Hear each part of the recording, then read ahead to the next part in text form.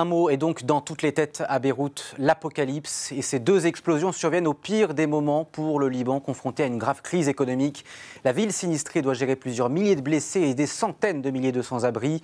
Les hôpitaux de la capitale, déjà mis à rude épreuve par la pandémie de Covid-19, sont submergés.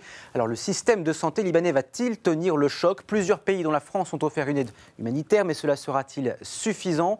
Pour en parler, notre invité Ismail Assounet, médecin et secrétaire national du Secours populaire. Bonjour, vous êtes actuellement à Beyrouth. Merci de nous accorder un moment sur Euronews. Comment ça se passe? Comment tous les patients sont pris en charge? Qu'est-ce que vous avez pu constater? C'est la première fois dans l'histoire du Liban où il y a eu une explosion qui a provoqué 4000 blessés. 4000 blessés, c'est énorme par rapport au Liban. La première constatation, les hôpitaux à à Beyrouth ont été submergés, ont été saturés, et on a commencé à aider pour trouver des places dans les différentes régions libanaises.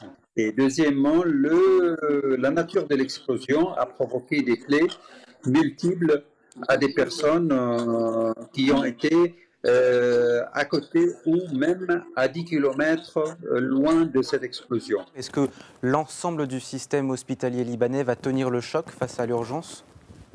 Le système de santé libanais n'a pas pu tenir le choc pour le Covid, quand on voulait qu'il puisse tenir le choc après une explosion de cette ampleur. Donc déjà, il y avait manque de lits et manque de possibilités, avec une crise financière et économique qui a provoqué une importante désorganisation des hôpitaux. Et en plus de ça, il y a eu cette explosion et où il n'y avait pas assez de place pour mettre les blessés. Il y a aussi des centaines de milliers de personnes qui sont sans abri. Il faut une aide internationale pour venir en aide à tous ces sans-abri. Est-ce que ce qui est fait actuellement est suffisant, d'après vous?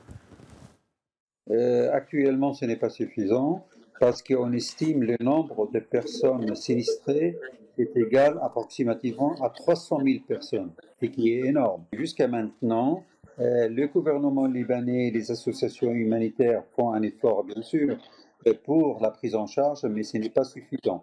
Et surtout, ce n'est pas suffisant parce qu'on est en train de traverser au Liban une crise économique, financière.